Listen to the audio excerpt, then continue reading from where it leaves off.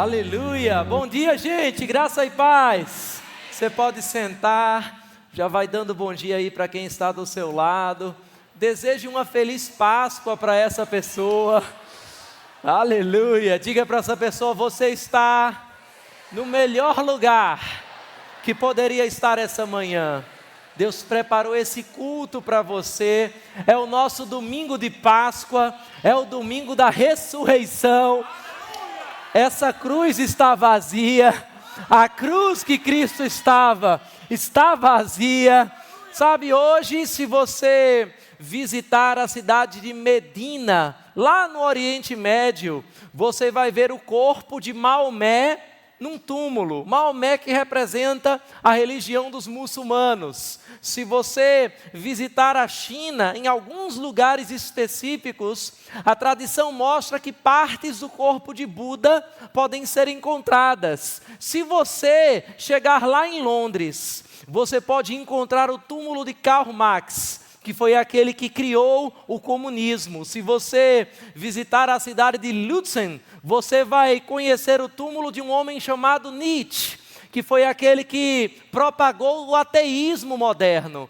Mas se você visitar o túmulo de Jesus, está vazio. Diga comigo: está vazio. Diga comigo: a cruz está vazia. O túmulo está vazio, porque o meu Senhor morreu, mas ressuscitou. Aleluia, aleluia. Essa não é uma mensagem antiga, essa não é uma mensagem ultrapassada, porque essa ressurreição, ela tem um significado e tem um poder para nós nos dias de hoje também. É por isso que o apóstolo Paulo dizia que quer experimentar o poder da ressurreição. Quando escreveu aos Romanos, ele disse que o mesmo Deus que ressuscitou a Jesus entre os mortos, também vivificará os nossos corpos mortais. Nós entendemos que essa analogia da Páscoa, por mais que alguém possa dizer: pastor, eu acredito que não era exatamente nessa data. O fato histórico é que sim, aconteceu. E se essa é a data que hoje nós usamos para celebrar essa ressurreição, nós vamos lembrar, vamos falar bem alto para todo mundo ouvir que Ele vive. Amém? Nós estamos com as pessoas também acompanhando online. Se você está entrando, diz de que cidade você assiste, compartilha também com outras pessoas. Durante esse domingo, você que vai vir em mais um culto, traz outras pessoas, especialmente pessoas que ainda não são cristãs, especialmente pessoas que ainda não desfrutaram do poder da ressurreição. A Páscoa é muito mais do que lembrar que Jesus morreu e ressuscitou, é se fazer participante dessa ressurreição. Na verdade, a palavra Páscoa não tem nada a ver com coelho, não tem nada a ver com chocolate, tem a ver com passagem. Esse é o significado hebraico. Páscoa literalmente significa passagem. Agora, passagem de quê? A primeira passagem que a gente vê na Bíblia está lá no livro de Êxodo, quando o povo de Israel passou do Egito para a terra de Canaã. Foi na Páscoa que eles finalmente foram libertos de um tempo de escravidão no Egito. E mais na frente, Jesus, mais ou menos nesse período, vai mostrar que aquela Páscoa, que aquela saída da escravidão, se já era algo bom, se já falava de liberdade, era apenas um símbolo, era apenas uma sombra da verdadeira Páscoa que a gente ainda iria conhecer. A ressurreição de Jesus também é uma passagem para nós, não apenas uma passagem de ser incrédulo para ser crente, mas uma passagem da morte para a vida. Na verdade, a gente está celebrando hoje a morte da morte. Diga comigo: a morte morreu. Diga comigo: Jesus não apenas ressuscitou. Diga comigo: Ele venceu a morte. Aleluia! A morte não tem mais poder sobre nós, e é isso que nós estamos celebrando. Vida e vida em abundância. Agora eu quero trazer algumas analogias para você. Eu quero ensinar um pouco sobre aquilo que aconteceu lá no Egito. Porque se a gente não entender essa primeira história, se a gente não entender essa primeira Páscoa, a gente não vai conseguir aplicar corretamente o significado da Páscoa para as nossas vidas hoje. Na verdade, quando a gente fala dessa passagem, a gente está também hoje, no nosso domingo de Páscoa, celebrando a passagem daqueles que hoje vão ser batizados nas águas. Amém? Tem alguém aqui que vai ser batizado hoje? Olha que bênção, gente. Você pode aplaudir essa turma. Aleluia! Eu acredito que é o melhor dia para você ser batizado.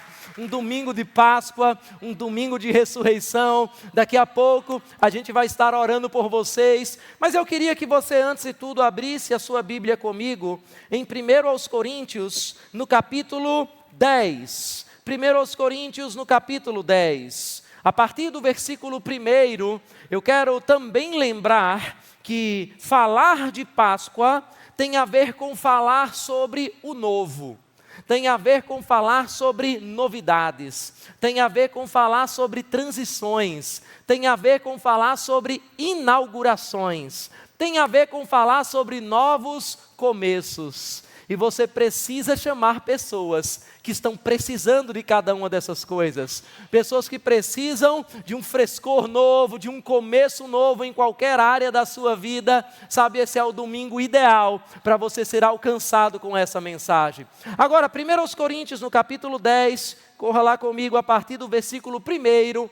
O apóstolo Paulo traz uma analogia e ele mostra que o Antigo Testamento não é apenas um livro de história, não é apenas para satisfazer a nossa curiosidade, mas tem uma aplicação hoje, para os nossos dias. E ele diz no versículo 1, porque não quero, irmãos, que vocês ignorem o fato de que todos os nossos antepassados estiveram sob a nuvem e todos passaram pelo mar.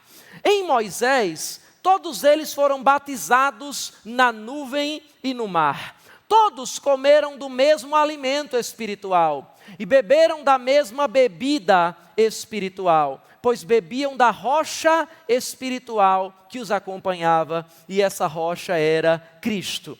Contudo, Deus não se agradou da maioria deles, por isso os seus corpos ficaram espalhados no deserto. Versículo 6 diz: estas coisas ocorreram como exemplos para nós. Diga comigo, estas coisas ocorreram como exemplos para nós. Veja, pessoas até enxergaram o milagre, mas elas não vivenciaram todo o potencial que aquele milagre tinha para elas. E isso foi um exemplo para a gente. Por que um exemplo? Porque entendendo essa história, você não vai apenas celebrar a Páscoa, você vai experimentar em todas as dimensões, em toda a sua profundidade, o significado da Páscoa para a sua vida. Amém? Agora, eu quero que você volte lá para o livro de Êxodo, e aí a gente vai entender um pouco de como esse povo saiu dessa condição de escravidão. E mais uma vez, quando a gente fala de sair do Egito, nós estamos falando numa analogia de hoje, não apenas de você sair de uma vida de escravidão, mas você sair de uma vida de dívidas, você sair de uma vida de doença, você sair de uma vida de escravidão do pecado, você sair de uma vida presa aos vícios, você sair de uma vida presa a resultados pequenos e desfrutar exatamente a promessa que Deus tem para você. Se eu puder dar um tema para essa manhã, nesse domingo da ressurreição, o tema vai ser Adeus Egito. Diga comigo, adeus Egito. Diga comigo, Egito, vida velha, nunca mais. Porque o povo de Israel, e mais uma vez isso serve de exemplo para nós, em alguns momentos teve saudades do Egito, teve saudades da comida do Egito, teve saudades da vida no Egito. E é interessante olhar para essas coisas, porque quando eu estudo isso, eu percebo que aqueles que se sentem ameaçados com o novo, são justamente aqueles que estão acostumados com o velho. Eu vou dizer de novo para você, o novo só é ameaçador quando a gente está acostumado com o velho. Mas o Senhor está chamando você hoje a olhar para o novo de uma forma diferente, a se acostumar com coisas novas. Ei, tem coisas novas no seu trabalho. Não, você não entendeu. Quem está acostumado com o velho se sente ameaçado pelo novo. Mas tem coisas novas na sua vida espiritual. Tem coisas novas na sua vida financeira. Agora, eu quero mostrar que esse processo de liberdade que o povo viveu quando finalmente saiu do Egito, não foi uma coisa assim de repente. A palavra veio de repente, a instrução veio em uma única vez a Moisés, mas Faraó não respeitou a palavra que Deus deu a Moisés. Assim como nos dias de hoje, o diabo também não vai respeitar o que Deus falou para você. Ele não vai ficar satisfeito, ele não vai ficar feliz, ele não vai dizer, tudo bem, então Deus tem uma nova vida para você, pode viver a sua nova vida à vontade, eu não vou fazer nada para atrapalhar, eu não vou fazer nada para impedir. Nós vamos ver um processo aqui, até que o povo realmente saia do Egito, e nós vamos estudar aqui 4 ameaças que o mundo, 4 ameaças que o inimigo tenta impor sobre as nossas vidas, quando a gente finalmente decide dizer adeus Egito. 4 ameaças que normalmente vêm para as nossas vidas, e eu quero que você entenda, não é aqui só uma aula de história sobre o Egito, sobre Israel, sobre o povo nos dias de Moisés, mas é uma lição muito prática para aquilo que você deve fazer com a sua vida, quando em qualquer área você diz, eu vou abraçar o novo, eu vou abraçar o poder da ressurreição, e eu vou largar essa antiga forma de viver. 4 ameaças que o diabo traz, que as circunstâncias trazem para você. Para a gente estudar a primeira delas, eu quero que você estude comigo o capítulo 5 do livro de Êxodo, a partir do versículo 1, Êxodo capítulo 5 e versículo 1, se você não for muito bom de endereço, eu vou pedir para o pessoal da produção colocar os versículos aqui na tela, para que você possa acompanhar a leitura também.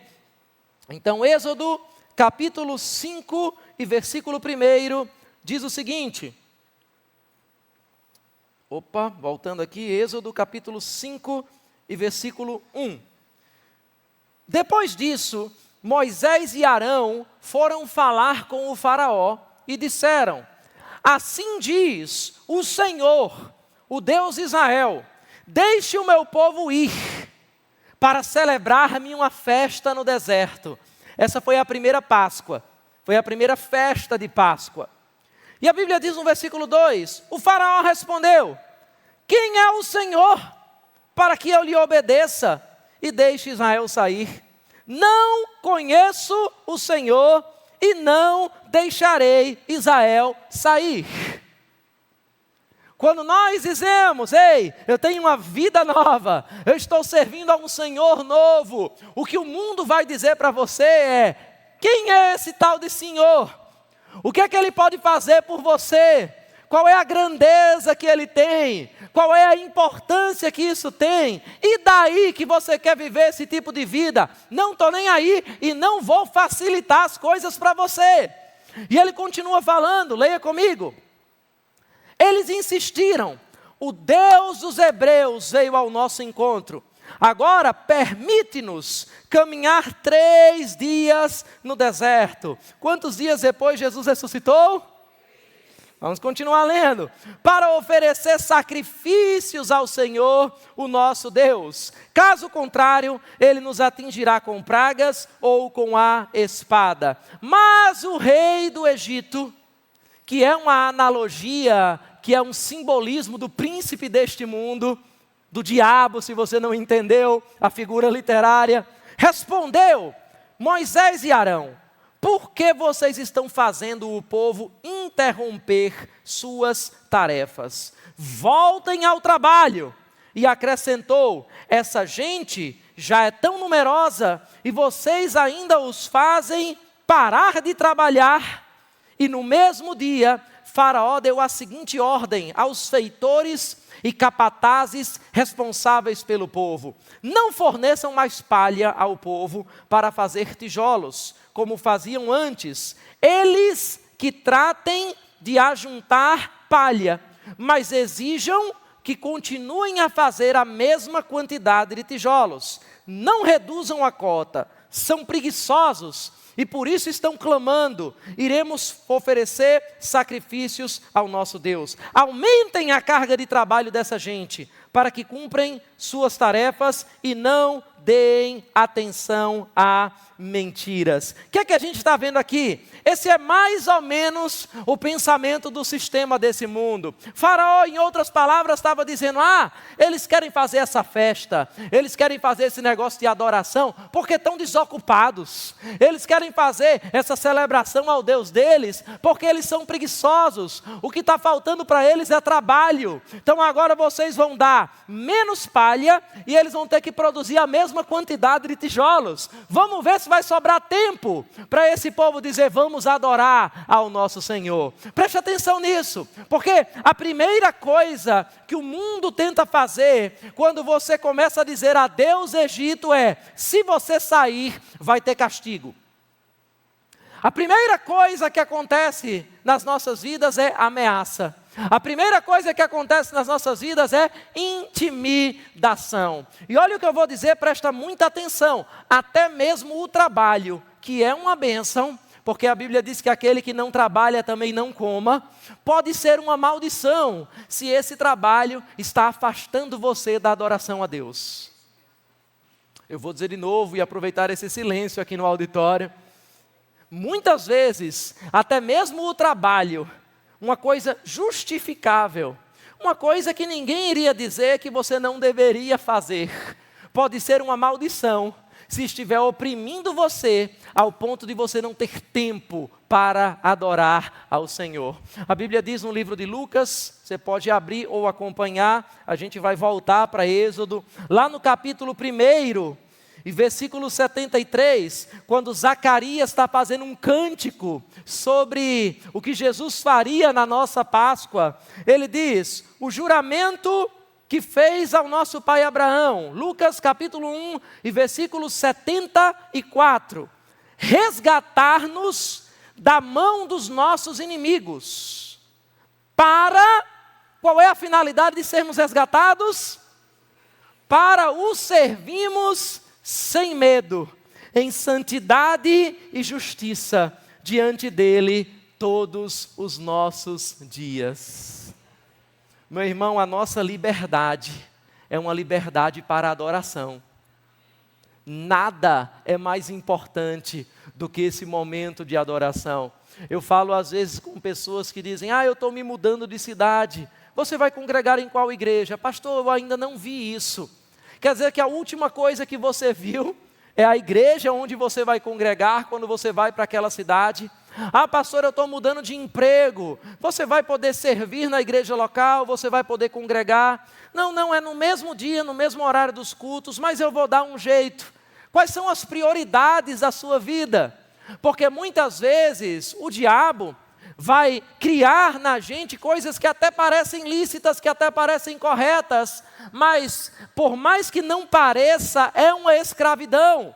Deixa eu dizer para você, não importa a marca da roupa que você está vestindo, a qualidade da comida que você está comendo, ou a qualidade da casa onde você mora. Se você trabalha somente por essas coisas, você está vivendo como um escravo. Aleluia! Então a primeira coisa que o diabo vai fazer é colocar medo. Olha, se você servir ao Senhor, você vai ter dificuldades no seu trabalho. Se você servir ao Senhor, as pessoas vão começar a perseguir você, as coisas vão ficar mais difíceis, você vai perder alguns acessos, porque agora vão dizer, quer dizer que você é evangélico, você não vai entrar mais em certos meios, você não vai entrar mais em certos círculos sociais. Esse é o primeiro nível de intimidação, e muita gente acaba não saindo do Egito, porque fica com medo de supostas regalias que vão perder.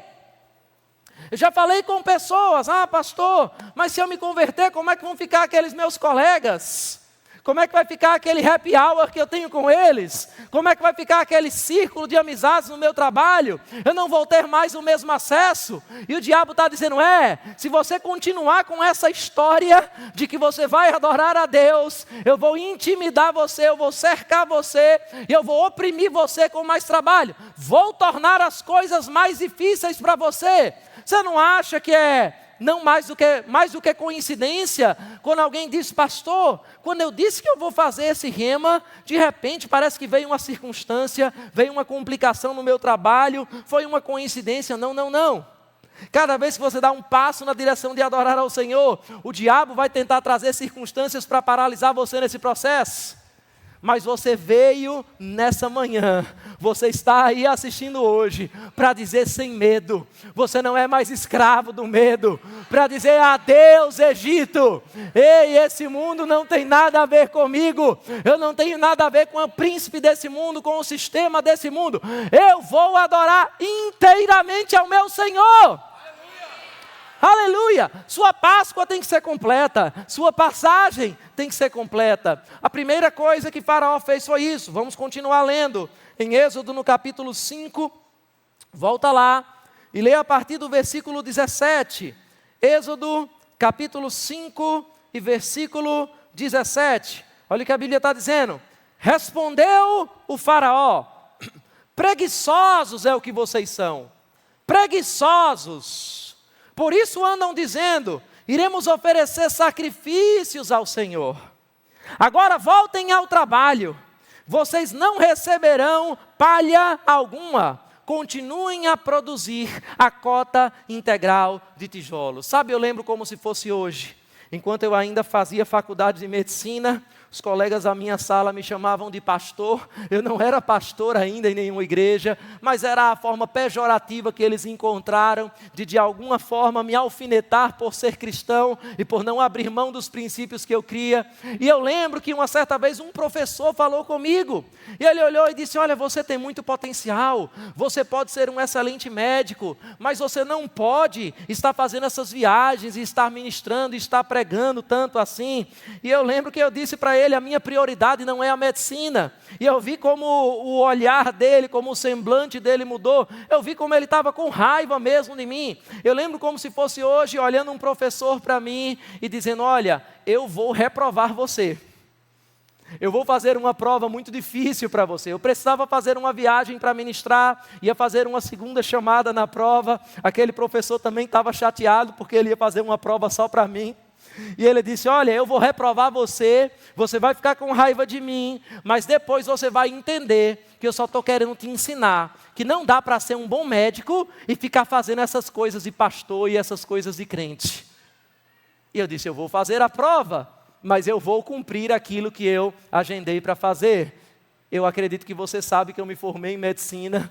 Eu quero abrir o parêntese importante aqui, que eu não fui reprovado. Amém? Eu quero abrir o parênteses que eu ganhei um grande acesso àquele professor ainda hoje. Por quê, irmão? Porque o diabo vai dizer, se você for crente, você não vai conseguir fazer isso, você não vai conseguir fazer aquilo. Foi assim com Daniel. Você tem que comer os manjares do rei. Mas Daniel não se contaminou. E ainda assim se mostrou 10 vezes mais sábio do que todos aqueles que estavam na Babilônia. Sabe, eu quero chamar você a fazer um compromisso mesmo com o Senhor. Eu não sei em qual área da sua vida, porque você pode dizer, pastor, eu já sou crente, eu já passei da morte para a vida, mas talvez tenha algum comportamento teu que ainda está lá no Egito, e chegou amanhã para você dizer, adeus Egito, eu não quero nem saber das consequências, eu não quero nem saber das ameaças, eu vou passar por inteiro da morte para a vida. Aleluia!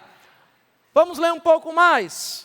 A Bíblia diz no versículo 19, os capatazes israelitas se viram em dificuldade quando lhes disseram que não poderiam reduzir a quantidade de tijolos exigida a cada dia. Ao saírem da presença do faraó, encontraram-se com Moisés e Arão, que estavam à espera deles, e lhes disseram: o Senhor os examine e os julgue.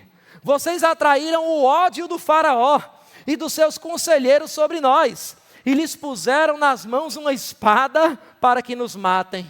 Tem gente que diz: pastor, parece que quando eu virei crente, as coisas começaram a apertar para mim, algumas coisas começaram a se dificultar. Sabe, Faraó não está satisfeito com a sua decisão, mas Faraó vai cair. Aleluia! A Bíblia diz: Moisés voltou-se para o Senhor e perguntou: Senhor, por que maltrataste esse povo? Afinal, por que me enviaste? Desde que me dirigi ao faraó para falar em teu nome, ele tem maltratado este povo, e tu de modo algum libertaste o teu povo. Capítulo 6, versículo 1 diz: então o Senhor disse a Moisés: agora você verá o que farei ao faraó. Por minha mão poderosa, ele os deixará ir. Não vai ser por argumento. Vai ser por minha mão poderosa. Por minha mão poderosa, ele os expulsará de seu país. Disse Deus ainda a Moisés: eu sou o Senhor. Eu quero dizer para você, teu chefe não é o Senhor. Eu quero dizer para você que o teu presidente, que o teu governador, que o teu prefeito não é o teu Senhor.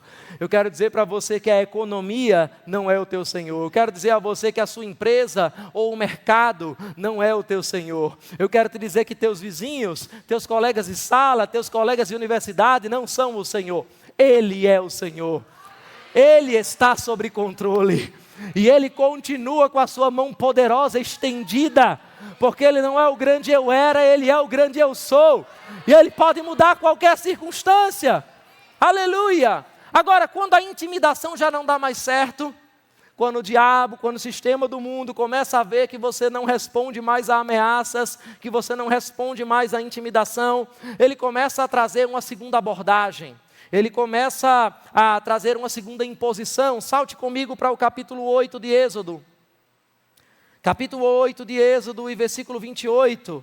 Você vai ver que a Páscoa foi um processo de decisão da parte de Moisés, da parte do povo de Deus. E que a gente precisa tomar essa decisão também, todos os dias da nossa vida, em todas as áreas da nossa vida, se a gente quer ter essa passagem completa. Primeiro, não vou ceder a intimidações. Adeus Egito, não importa a ameaça, não importa a retaliação, não importa a perseguição, não importa a intimidação. Mas no capítulo 8 e versículo 28, a Bíblia diz: disse o faraó. Aqui tem uma proposta. Sabe quando você diz eu vou e pronto? O diabo sabe que não pode mais ameaçar você. Ele diz: vamos negociar aqui, vamos sentar à mesa, eu tenho uma proposta para você. E olha qual foi a primeira proposta do diabo. Disse o faraó: eu os deixarei ir e oferecer sacrifícios ao Senhor, o seu Deus, no deserto, mas não se afastem muito e orem por mim também. Essa é a parte mais engraçada. Para quem lá atrás disse: quem é o Senhor? Essa é a parte mais engraçada para aquele colega de trabalho que zomba da sua fé, mas na hora do aperto pede para você orar por ele. Para aquele vizinho que diz: que radicalismo é esse? Mas na hora que a coisa aperta, procura você para ouvir um conselho. O próprio faraó, e aqui você vê que ele entendia que o Senhor tinha poder. A mão poderosa já estava em evidência. Ele diz: ei, ore por mim também. Mas ele faz uma primeira proposta. Ele diz: tá bom, vá, mas não vá muito longe não. Tá bom, vá ser crente, vá. Levanta a mão, vá aqui na frente, faça aquela oração. Mas aí quando você voltar, não vá longe demais nessa coisa não.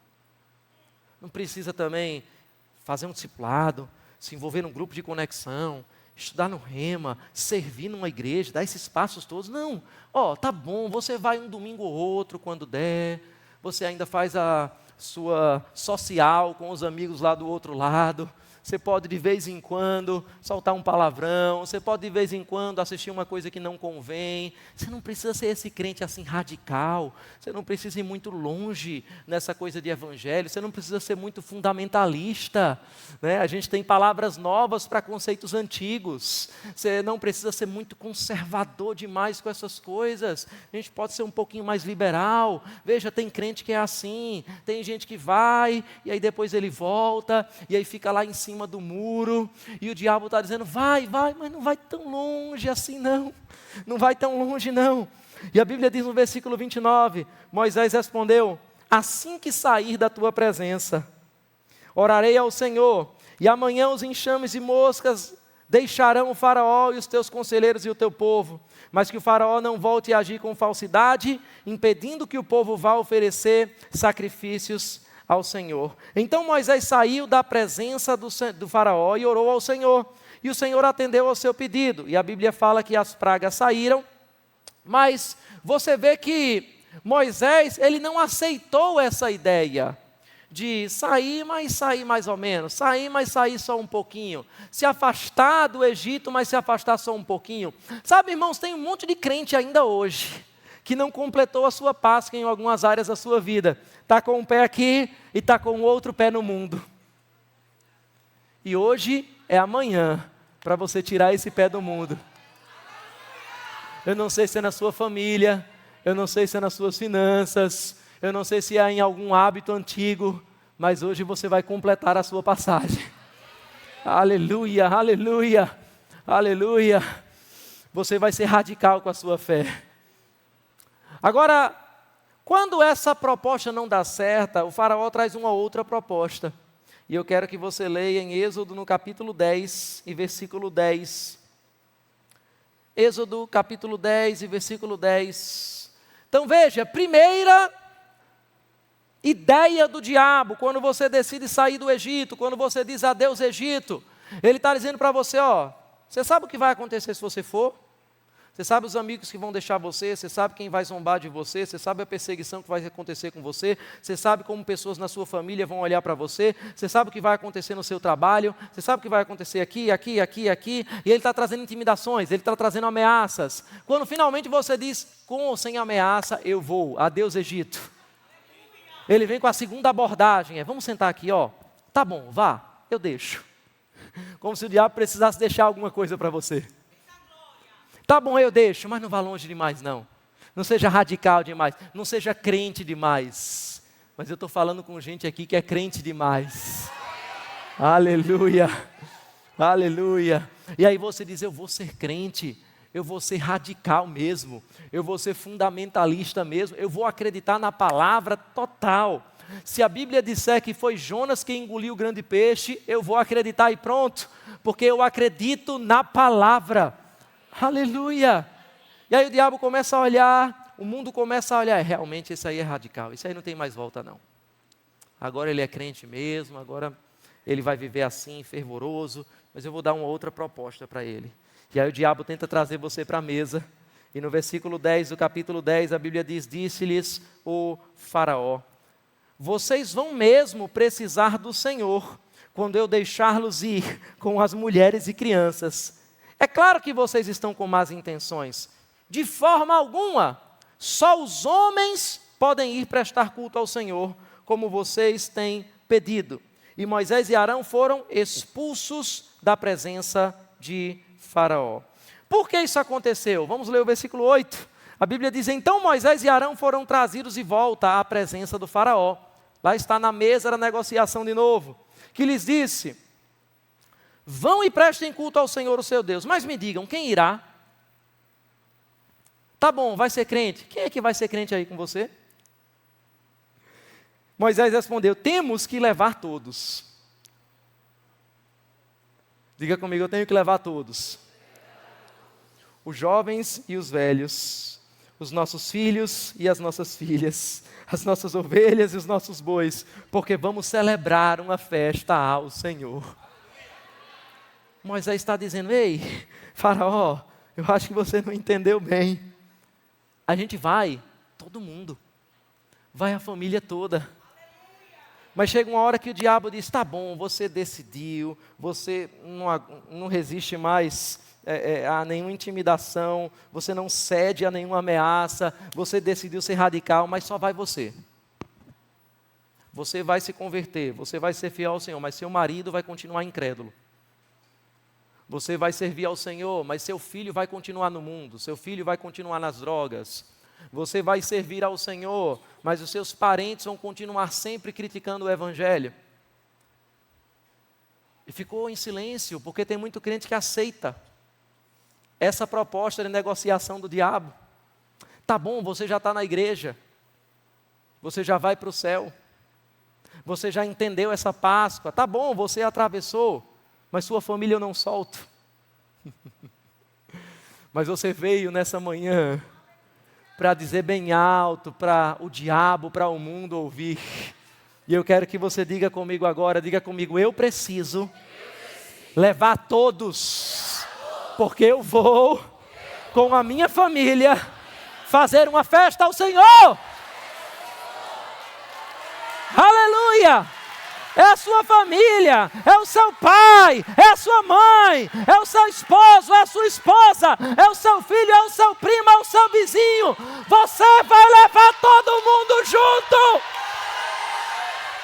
É por isso que essa Páscoa não é só uma festa para crente. Essa Páscoa é uma festa para todo mundo que precisa ouvir e dizer, eu quero atravessar também da morte para a vida.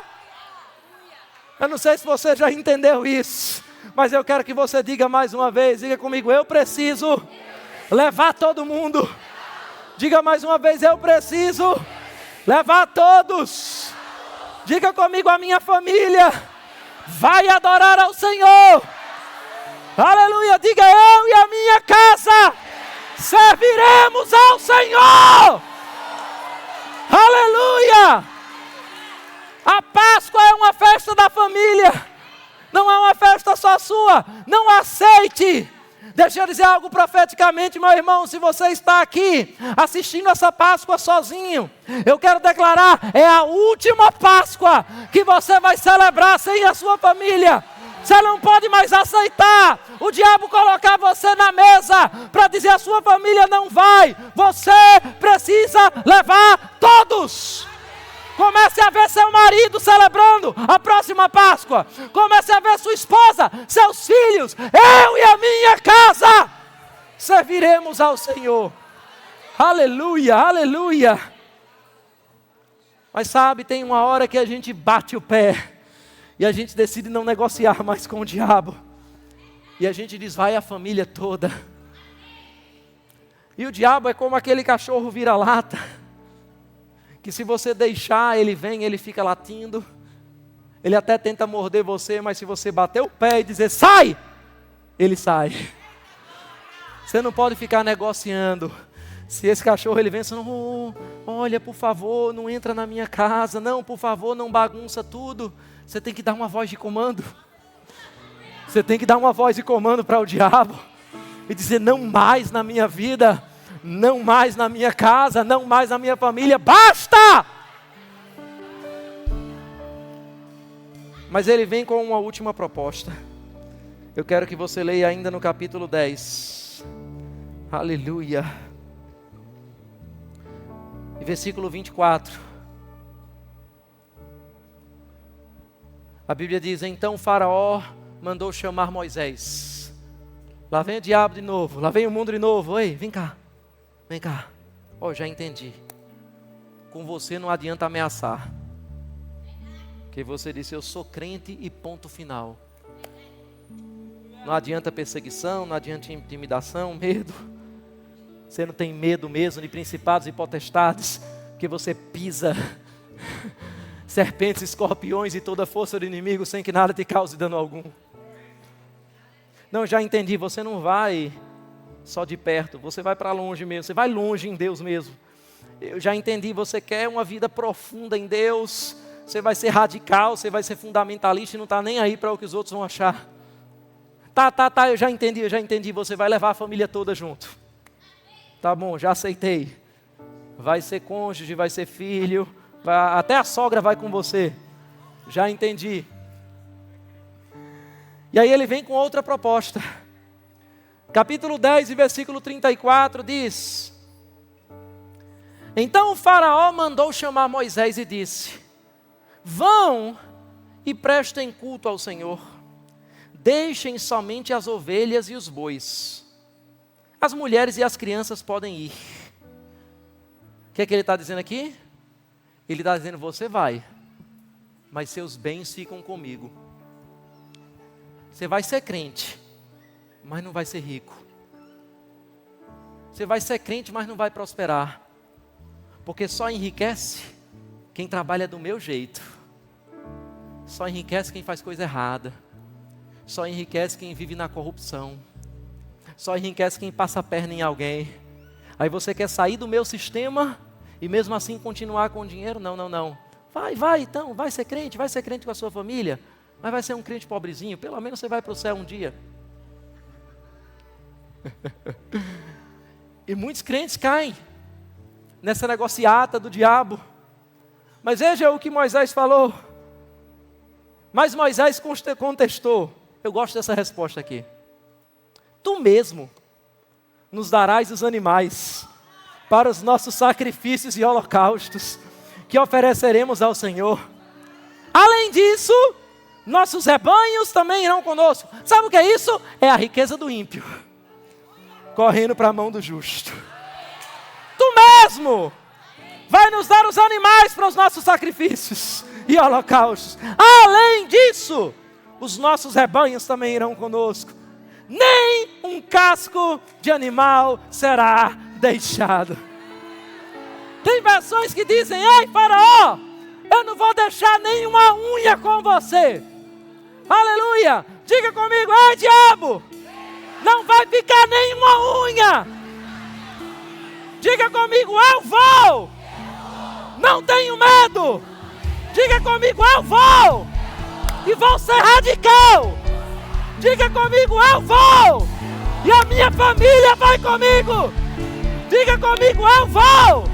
E eu vou levar as riquezas das nações. Aleluia.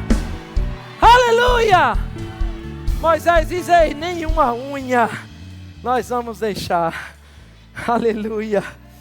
E eu quero que você fique de pé nesse momento, porque nós vamos celebrar a novidade de vida. Aleluia. Nós vamos celebrar o novo nesse lugar. Mas eu quero que antes disso você escute o que acontece no capítulo 12 do livro de Êxodo. E no versículo 35. A Bíblia diz: os israelitas obedeceram a ordem de Moisés e pediram aos egípcios objetos de prata e de ouro, bem como roupas. E o Senhor concedeu ao povo uma disposição favorável da parte dos egípcios, de modo que lhes davam o que pediam. Assim eles despojaram os egípcios. Sabe aquela ameaça que o diabo estava dizendo? Vai ficar mais difícil, a pressão vai ser maior. Sabe aquela ameaça que o diabo estava dizendo? Você não vai levar os seus bens, você não vai enriquecer. Era só bravata, não vale de nada, não tem poder nenhum. O que vai acontecer, meu irmão, é que quando você decide: eu vou e vou para longe, eu vou e vou com a minha família, eu vou e vou servir ao Senhor com os meus bens. Porque o diabo fica dizendo: vai servir a Deus, mas os seus bens não precisam adorar. Você pode ir para o culto no domingo, mas o seu dízimo não precisa ir também. Fica com o teu dinheirinho ainda, servindo ao diabo. Não serve a Deus com as suas finanças. Ei, quando você decide abrir essa decisão completa de servir ao Senhor, a Bíblia fala que até diante do mundo vem uma disposição favorável diante de você. Eu quero declarar nessa Páscoa uma disposição favorável sobre a sua vida. O que é uma disposição favorável? Pessoas até mesmo que nem são crentes, elas vão dizer: eu fui com a tua cara. Eu não sei porquê, mas eu quero fechar negócio contigo. Eu não sei porquê, mas eu quero te favorecer nisso aqui. Eu não sei porquê, mas eu quero te ajudar nisso. Olhe para o seu vizinho, diga para ele: ei, começa hoje uma temporada de disposição favorável. Não, eu acho que ele não entendeu. Eu acho que ele pensou que é só um chavão. Olhe para a pessoa do outro lado. Diga para ela: hoje, uma disposição favorável na sua família, nos seus negócios, no seu ministério, vai acontecer algo novo. Aleluia! Celebra o novo. Algo novo, Aleluia! algo novo, algo novo, algo novo, algo novo, vinho novo, vida nova, novo som, roupa nova, vestidos estamos com tua justiça e salvação. Novos céus, nova terra, dias de glória nos esperam. O nosso Deus está trabalhando em nosso favor. Vinho novo, vida nova, novo som, roupa nova, vestidos estamos com tua justiça e salvação. Novo céu, nova terra, dias de glória nos esperam. O nosso Deus está trabalhando. Ele está trabalhando agora mesmo. Algo novo está por vir. Algo novo está por vir. Por que você não dança? Algo novo está por vir. Algo novo está por vir. Algo novo está por vir.